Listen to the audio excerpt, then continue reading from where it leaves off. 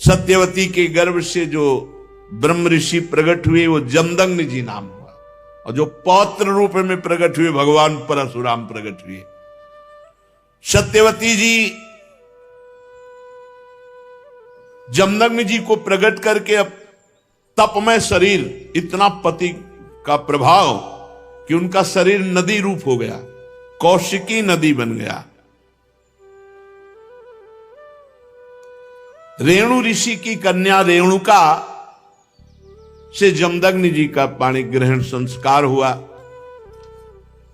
और रेणुका के गर्भ से जमदग्नि जी के वसुमान आदि कई पुत्र हुए, और सबसे छोटे पुत्र भगवान परशुराम जी। और उधर गाधितने भगवान विश्वामित्र जी, जो चरु सासू ने पाया था उससे विश्वामित्र जी प्रकट हुए, महान ब्रह्म ऋषि, महान तपस्या से युक्त। परीक्षित कहते हैं कि है वंश का अंत करने के लिए स्वयं भगवान ने परशुराम के रूप में अवतार ग्रहण किया। 21 बार क्षत्रियों का विनाश किया पूरे विश्व के। राजा परीक्षित ने पूछा, प्रभु क्या अपराध हो गया क्षत्रियों से कि भगवान परशुराम जी ने 21 बार घूम घूम करके पूरे भूमंडल से क्षत्रियों का विनाश किया।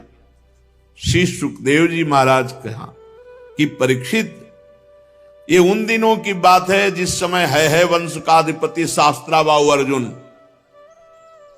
वो एक महान बलवान श्रेष्ठ राजा था,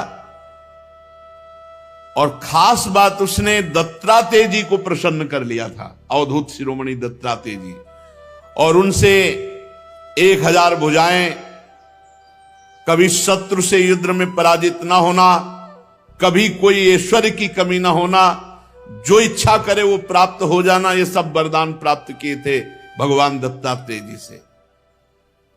अब अबाध बल, अतुल संपत्ति, तेजस्विता, वीर, कीर्ति, शारीरिक बल, सब कुछ दत्तात्रेय जी से प्राप्त हो गया था। एक तरह से वो महायोगेश्वर खुद बन गया था दत्तात्रेय जी की कृपा से। शास्त्राबाहु अर्जुन वो ऐसी सिद्धियां जान गया था कि सूक्ष्म से सूक्ष्म, स्थूल से स्थूल वो शरीर धारण कर लेता। बड़ी सिद्धियां उसकी, वो वायु की तरह कहीं भी पहुंच जाता। ऐसी सिद्धियां दत्तात्रेय जी से प्राप्त की। एक बार एक गले में वैजंती माला डालकर बहुत सी सुंदर स्त्रियों के साथ नर्मदा जी में जल विहार कर रहे थे, और उधर रावण नर्मदा के किनारे दिग्विजय करते हुए अपने तंबू लगाए हुए था। तो 500 भुजाएं इधर, 500 भुजाएं इधर, पूरी नर्मदा के जल को रोक दिया शास्त्राबाहु अर्जुन ने। रावण का शिविर डूबने लगा उधर। तो रावण ने पूछा, बिना वर्षा के कैसे बाढ़ आ गई उल्टा? बोले, महाराज एक वीर है जो स्त्रियों के साथ जल में खेल रहा, खेलते खेलते नर्मदा को उल्टा प्रवाहित कर। तो उनका हमसे बड़ा वीर कौन है? रावण बड़े घमंड में गया, अपने को बड़ा वीर मानता था, और जाके शास्त्राबाहु अर्जुन से अब वीरता की बातें करने लगा। तो उन स्त्रियों को प्रसन्न करने के लिए खिलवाड़ में तो ऐसे रावण को पकड़ लिया शास्त्राबाहु अर्जुन ने, बंदर के समान एक पिंजड़े में बंद करके, और अपनी राजधानी माहिष्मती ले जा करके जहां घोड़े थे वहां पिंजड़ा रख दिया। पिंजड़े में 10 खोपड़ी वाले रावण को 20 भुजा, 1000 भुजा वाला शास्त्राबाहु अर्जुन, और सब सिद्धियां प्राप्त किए। तब महाराज पुलस्त जी को पता चला कि दिग्विजयी रावण घोड़सार में एक पिंजड़े में बंद है। तब जाके शास्त्राबाहु अर्जुन के सामने गए, तो शास्त्राबाहु अर्जुन ने पूजन किया, क्योंकि पुलस्त ऋषि, तो उन्होंने आज्ञा करी कि छोड़ दो, हमारा नाती है। छोड़ दिया रावण को। अब शास्त्राबाहु अर्जुन का अभिमान बढ़ता चला गया, क्योंकि दिग्विजयी रावण जैसे को बंदी बना लिया। अब वो एक दिन शिकार खेलने के लिए अपने परिकर के साथ जंगल में गया, तो प्यास लगी, तो पास में जमदग्नि जी का आश्रम था। तो जमदग्नि ऋषि के आश्रम में पहुंचे। मुनि ने देखा कि बहुत बड़ा राजा आया हुआ है, तो इसका स्वागत, राजा भगवान का स्वरूप है। अब जंगल में वो एक कंदमूल फल, तो कामधेनु जमदग्नि जी की गाय का नाम था। जो इच्छा करो वो प्रकट कर दे। अब मंत्री, सेना और राजा का स्वागत करना है, तो वैसे ही सेवक, वैसे ही सामग्री, सब व्यवस्था। शास्त्राबाहु अर्जुन ने कहा कि बाबा जी के पास ऐसी व्यवस्था कहां से हो सकती है कि इतने सैनिक, इतने सेवक, इतनी धातुओं के पात्र और भोजन सब। बोले कहीं कोई रसोईया नहीं, सब एक गाय का चमत्कार है। बोले ऐसी गाय तो हमारे पास होनी चाहिए, संत के पास क्या। अब जमदग्नि मुनि का ऐश्वर्य कामधेनु से था, तो चिढ़ गया शास्त्राबाहु, जबकि प्रसन्न होना चाहिए कि इतना बढ़िया स्वागत किया। और उसने आदेश किया जमदग्नि ऋषि से कि कामधेनु हमारे सैनिकों को दे दो। जमदग्नि जी ने कहा नहीं, ये तो यज्ञ के हविष्यान्न के लिए, अतिथि सेवा के लिए है। तो कहा मैं एक बार केवल कहता हूं, दोबारा छीन लेता हूं। शास्त्राबाहु अर्जुन ने आदेश किया कामधेनु को बंदी बनाकर ले चलो। अब कामधेनु डकराती हुई बलपूर्वक शास्त्राबाहु अर्जुन महिष्मतीपुरी ले गए। जब शाम के परशुराम जी आए तो आश्रम सब उजड़ा हुआ। मां से पूछा तो उन्होंने बताया कि सारा का सारा दुष्टता का वृत्तांत शास्त्राबाहु अर्जुन है वंशी। भयंकर फरसात हाथ में लिए हुए परशुराम जी जैसे किसी महामत वाले सिंह को कोई दबा नहीं सकता, ऐसे गरजते हुए महिष्मतीपुरी गए। अभी वो मस्ती में था कि प्रवेश ही नहीं कर पाया था कि भगवान परशुराम जी पहुंच गए। परशुराम जी की बड़ी विलक्षण झांकी थी। हाथ में परशुराम, मस्तक पर जटा का मुकुट, त्रिपुंड लगा हुआ। जे भी शास्त्राबाहु अर्जुन झपटा, भगवान परशुराम जी ने जो जटाएं सूर्य की तरह चमक रही थी खोल लिया और हाथ में फरसा धारण करके बात की बात में सारी सेना को विध्वंस करके और उसके 1000 भुजाएं जो भगवान अवधूत शिरोमणि दत्तात्रेय जी के द्वारा दी थी, सब काट के गिरा दी। फरसे का ऐसा प्रहार कि कोई सामने नहीं बचा। बाहें, जांघें सब काट काट के। परशुराम जी के बाणों से जब है पति का सर्वनाश हो गया तो 10,000 लड़के थे शास्त्राबाहु अर्जुन के, 10,000।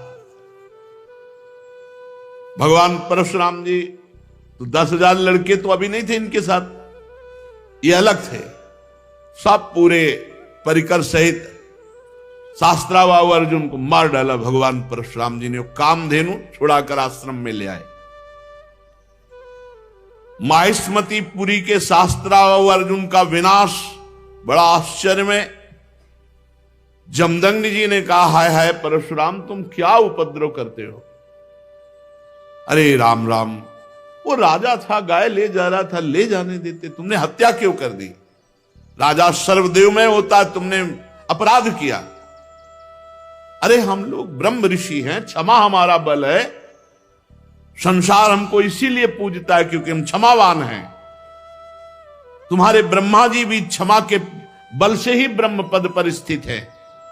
ऋषियों की शोभा क्षमा होती है, ये सर्वशक्ति प्रदर्शन नहीं।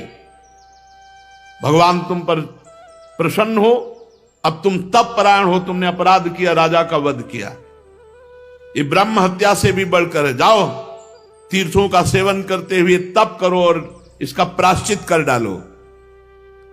भगवान परशुराम जी घुटने टेक कर जमदग्नि जी के आगे जो आज्ञा। अब 1 वर्ष तीर्थ यात्रा करके अपने आश्रम पर आए। परशुराम जी की माता रेणुका गंगा तट पर संध्या के लिए गंगा जल आदि लेने गई थी। वहां एक गलती हो गई माता जी से। आज सत्संग में कहा, नेत्र वाणी कान संभाल के नहीं अपराध बन सकता किसी से भी। तो वहां गंधर्वराज चित्ररथ अप्सराओं के साथ जल विहार कर रहा था। गंधर्वराज के जल विहार करते समय अंग प्रत्यंग और अप्सराओं की वो क्रीड़ा माता जी कुछ क्षण देखती रही। अच्छा लगा, बस कोई कामना नहीं हुई, कोई मलिनता नहीं आई, बस देखती रही, अच्छा लगा। और भूल गई कि संध्या का समय पतिदेव तर्पण आदि के लिए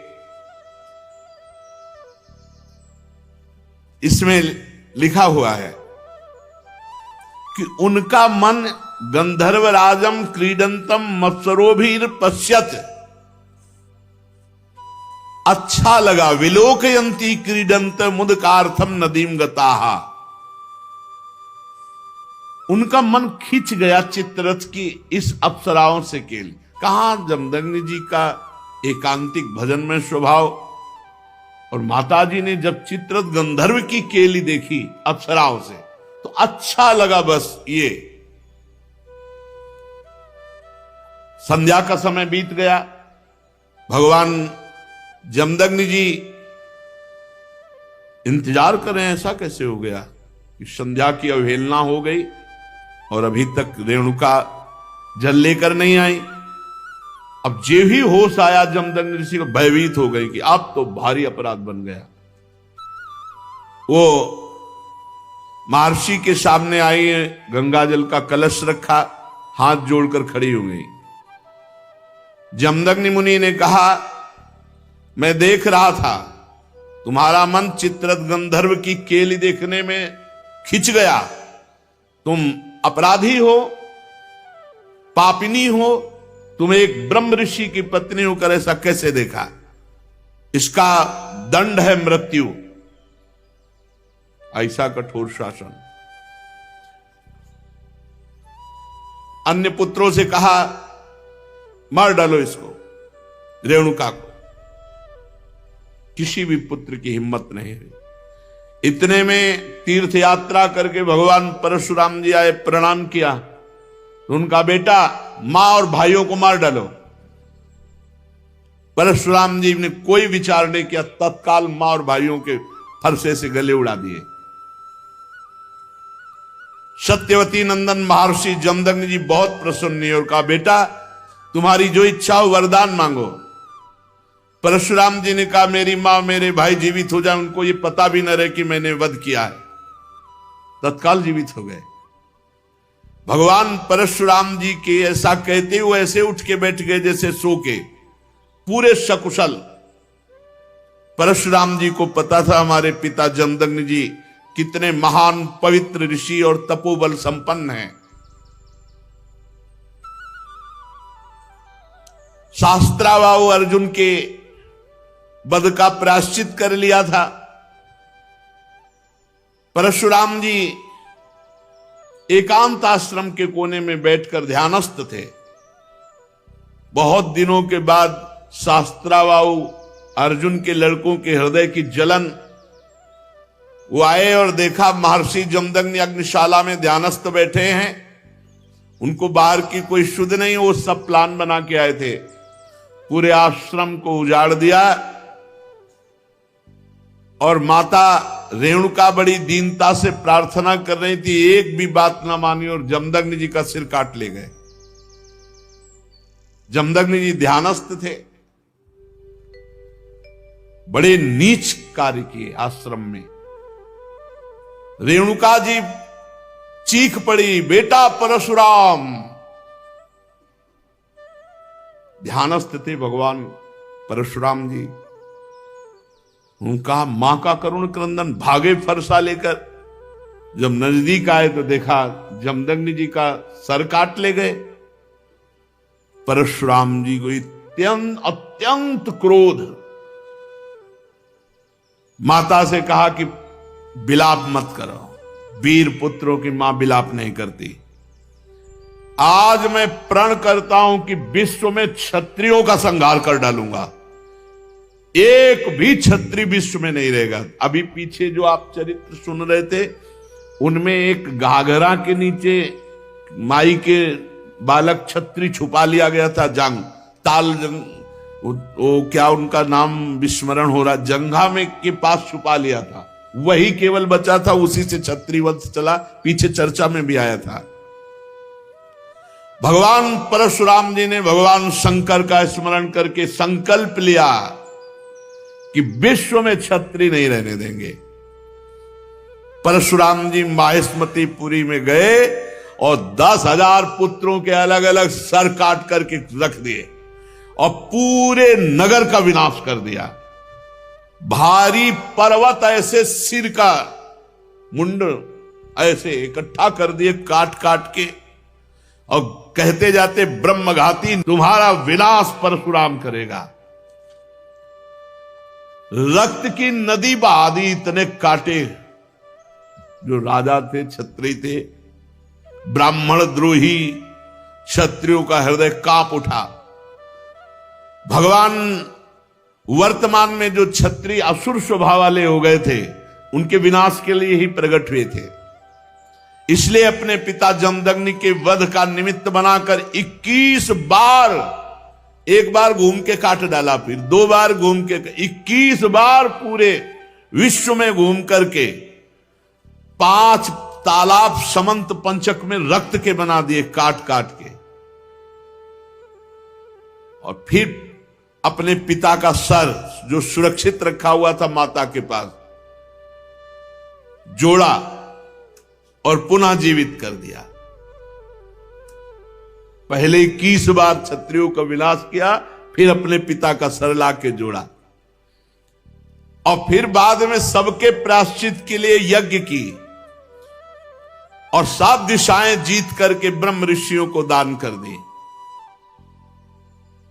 इसके बाद यज्ञांत स्नान किया और समस्त पापों से मुक्त होकर मेघरहित सूर्य के समान तेजस्वी परशुराम जी,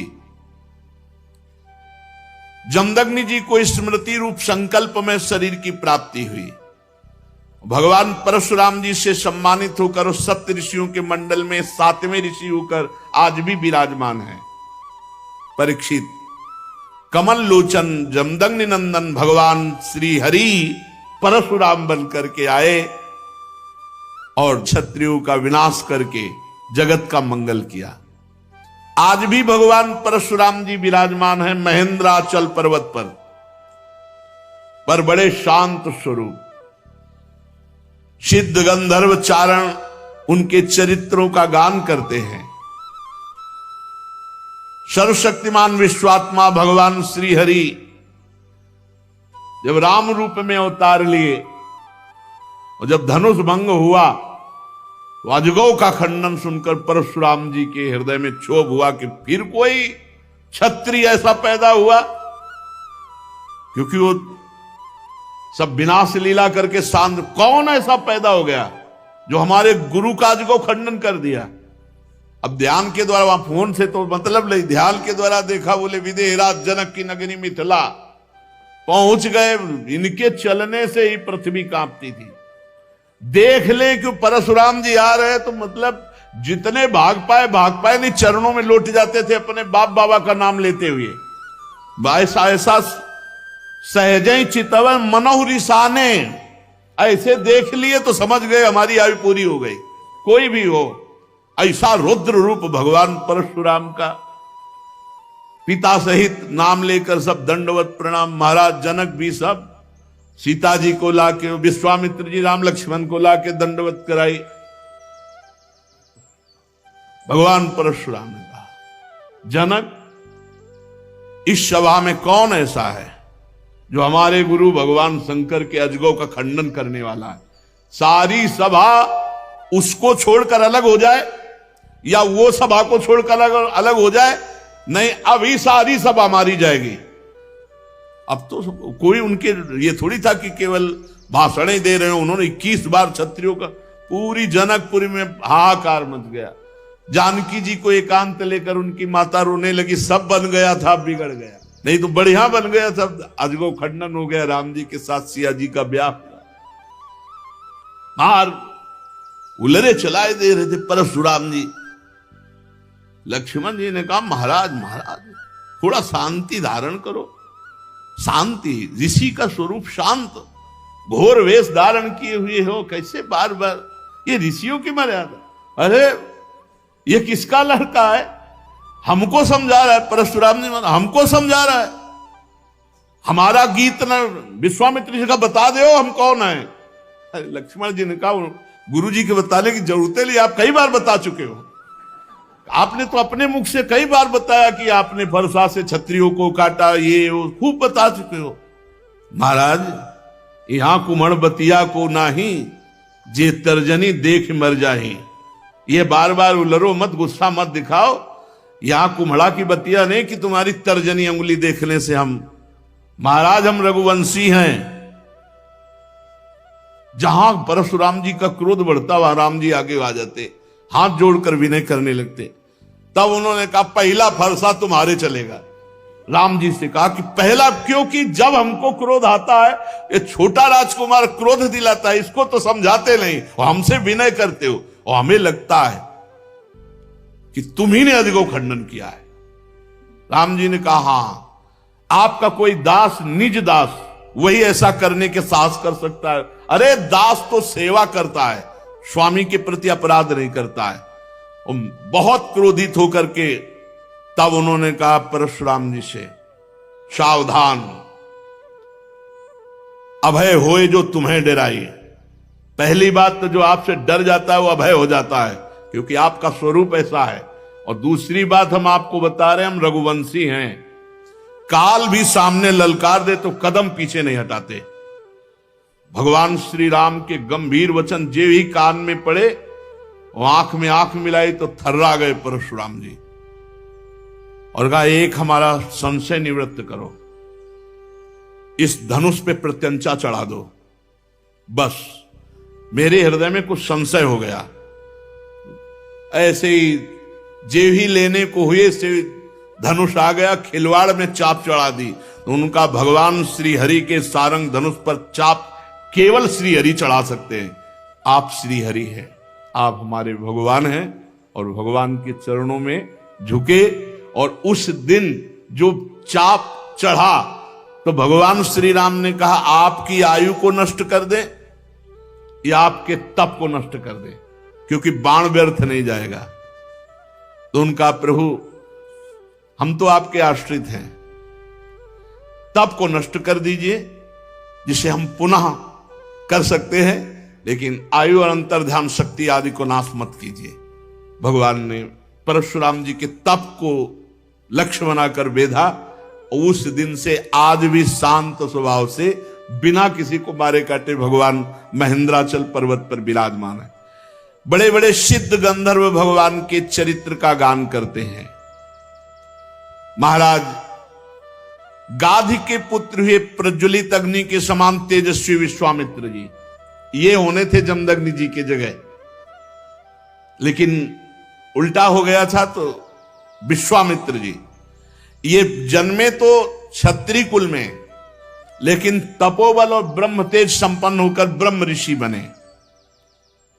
विश्वामित्र जी के 100 पुत्र हुए, उनमें बिचले पुत्र का नाम था मधुच्छंदा, इसलिए सभी पुत्र मधुच्छंदा के नाम से विख्यात हुए। विश्वामित्र जी ने भृगुवंशी अजिगर्त के पुत्र अपने भांजे सुनासेप को, जिसका एक नाम देवरात था, पुत्र रूप में स्वीकार कर लिया और पुत्रों से कहा, तुम लोग इसे अपना बड़ा भाई मानो। ये वही प्रसिद्ध भृगुवंशी सुनासेप था जिसे हरिश्चंद्र के यज्ञ में यज्ञ पशु के रूप में मोल लेकर लाया गया था। विश्वामित्र जी ने प्रजापति वरुण आदि देवताओं की स्तुति करके उसे पास बंधन से छुड़ा लिया। देवताओं के यज्ञ में यही सुनासेप देवताओं द्वारा विश्वामित्र जी को दिया गया, इसलिए देवरात, देवई ही राता तो देवरात। गादी वंश में महान तपस्वी देवरात के नाम से विख्यात हुए। जिन विश्वामित्र जी के पुत्रों ने सुनासेप को बड़ा भाई मानने से इनकार कर दिया तो विश्वामित्र जी ने क्रोधित होकर शाप दे दिया, जाओ तुम सब म्लेच्छ हो जाओ। तो वही उन्हीं से म्लेच्छों की उत्पत्ति हुई। 49 भाई अलग अलग म्लेच्छ हो गए। तब विश्वामित्र जी ने बिचले पुत्र मधुच्छंदसा से अपने से छोटे 50 भाइयों के लिए आज्ञा की कि इनको धर्म पूर्वक चलाओ। सुनासेप को बड़ा भाई स्वीकार करो। विश्वामित्र जी की आज्ञा का पुत्रों ने जो पालन किया वो उनके कुल में बड़े प्रशंसनीय और धन्य हुए। सुनासेप अन्य गोत्र का तो भी आदेश किया विश्वामित्र जी ने कि मेरे ही गोत्र का माना जाएगा। विश्वामित्र जी के अष्टक, हारित, जय, कृतमान आदि भी पुत्र हुए। इस प्रकार विश्वामित्र जी की संतानों में कौशिक गोत्र में कई भेद हो गए। छत्रवृत, रजी, ये भगवान श्री कृष्ण जिस वंश में अवतार लेते हैं इन्हीं राजाओं का वर्णन हो रहा है पूर्व में। शेष चर्चा आगे। श्री राधा वल्लभ लाल की जय।